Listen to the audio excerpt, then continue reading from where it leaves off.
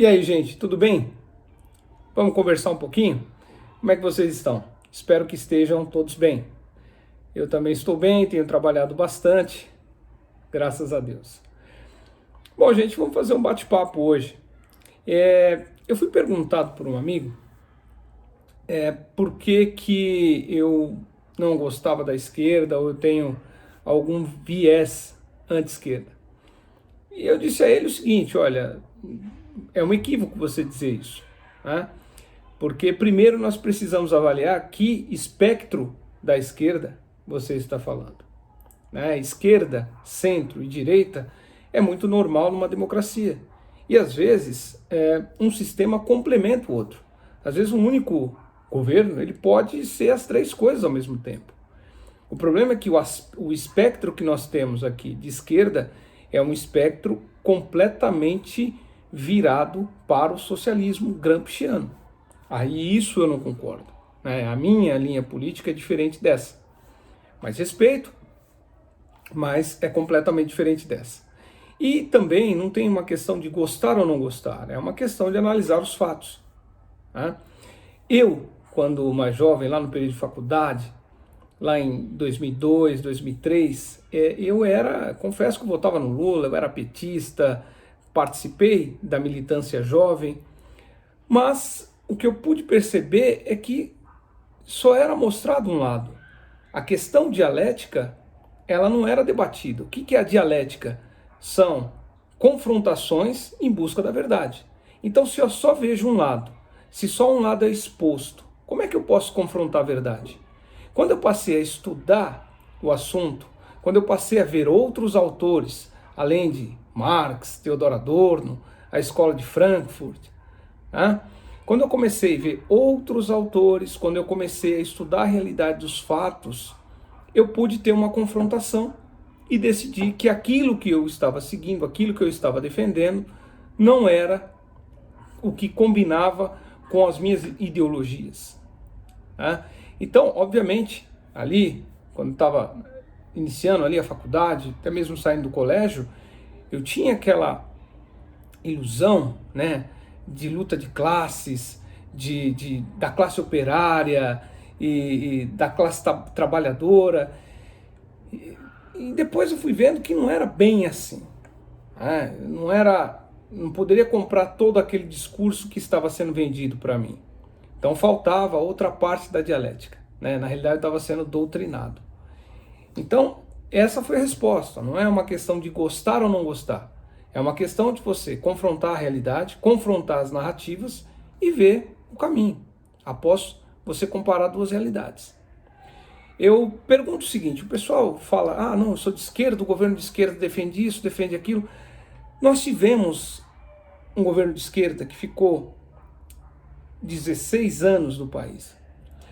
Como que a gente pode falar em distribuição social, sendo que nós temos um governo que ele acaba colocando amarras na sociedade?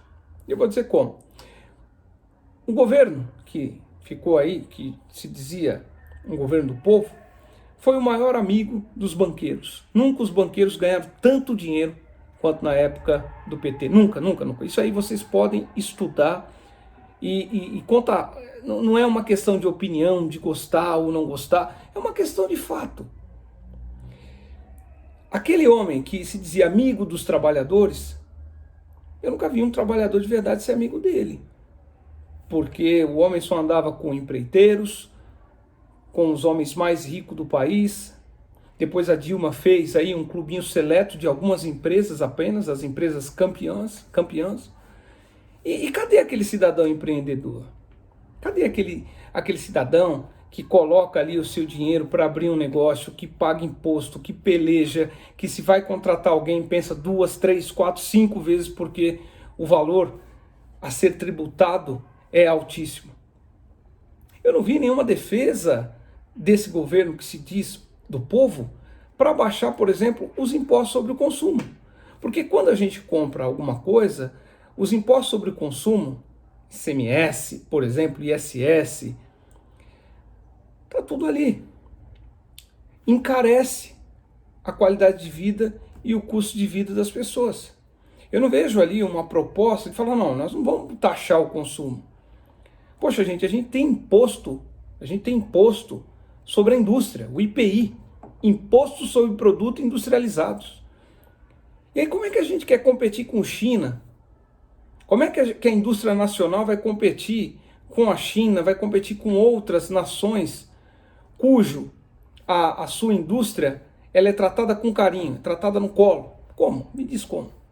ICMS, até um dia desses aí, governadores cobrando 32% sobre a alíquota do ICMS nos combustíveis. Tributa o consumo, não tributa a renda. Então se você quer ter uma equidade, poxa, vamos tributar quem ganha mais. Mas não, tributa justamente o consumo. E é por isso que a gente sempre teve aí esses problemas de inflação. Além de tudo, gente, quem cria riqueza, eu já disse, não é Lula, não é Bolsonaro, não é Ciro, não é Fernando Henrique Cardoso, quem cria riqueza é o povo. É muito fácil, às vezes, você ser um administrador público, porque você tem lá as receitas. E se as coisas não estão andando bem, foi por conta da incompetência do próprio sistema. Porque se você tem uma empresa, você tem que correr atrás de receita, meu amigo. Você tem que administrar o seu fluxo de caixa, o seu capital de giro.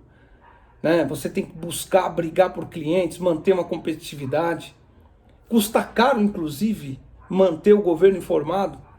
Pesquisas foram feitas aí que o pessoal que trabalha na área tributária, na área de contabilidade no Brasil, trabalha 6 meses simplesmente para prestar informações para o governo. Até isso.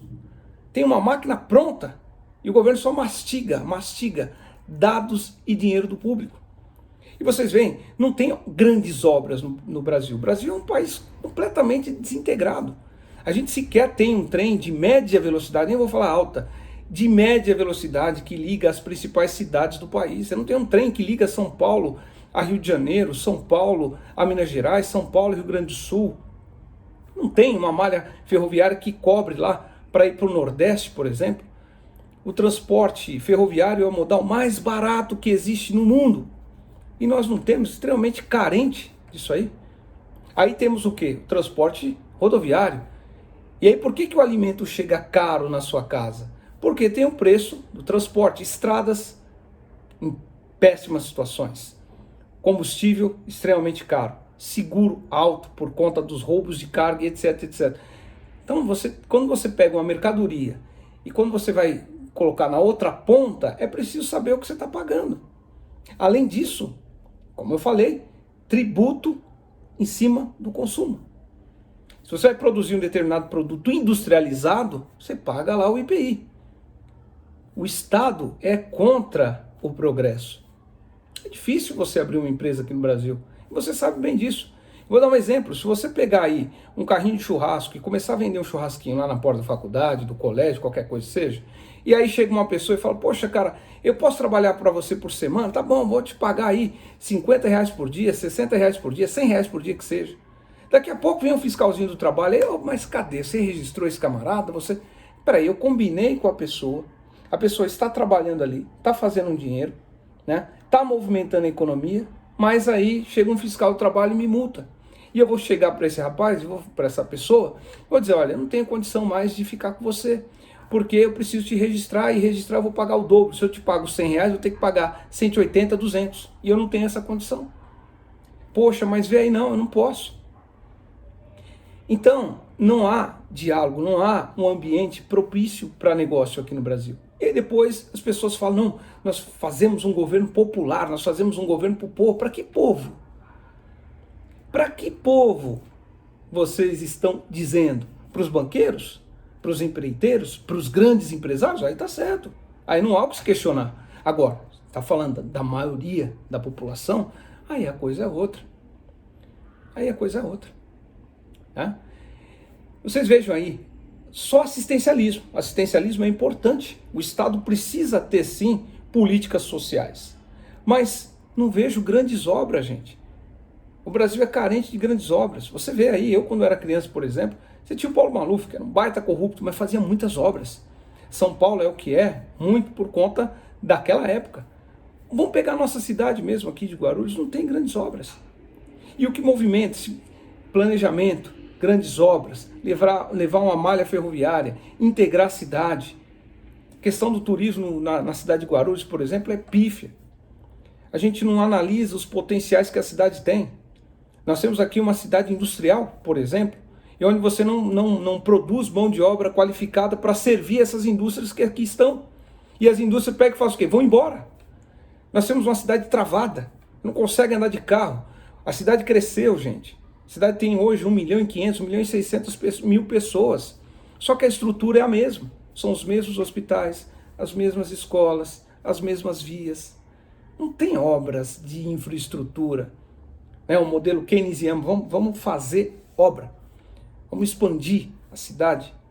Vamos ter um celeiro de qualidade aqui. Vamos formar mão de obra de qualidade para essa indústria que tanto precisa. Empresário, vem para a minha cidade. Vem para cá. O que você precisa? Vamos conversar. Fiesp, vem aqui. Vamos fazer uma parceria.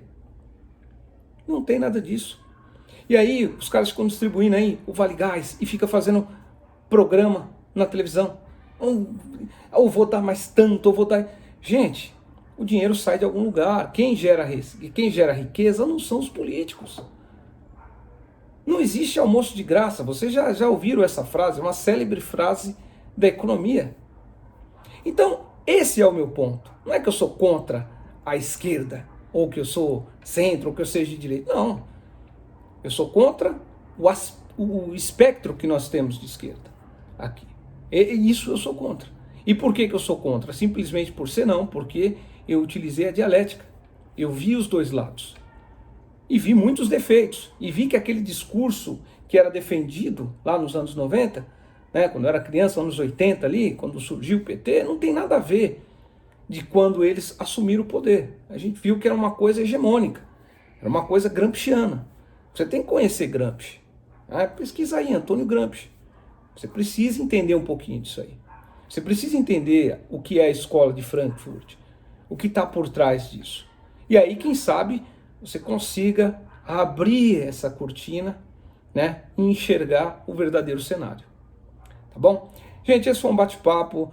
Por favor, comentem, se vocês gostaram. Eu já disse que vocês podem sugerir temas, fique à vontade, de entrar em contato, escrever seus comentários, se gostou, se não gostou. Se não gostou, diga por quê também, Preciso ter um embasamento. Se gostou, também diga por quê. E eu acho que é assim que a gente constrói um diálogo, tá bom? Muito bom falar com vocês. Fiquem todos com Deus. Um grande beijo. Tchau, tchau.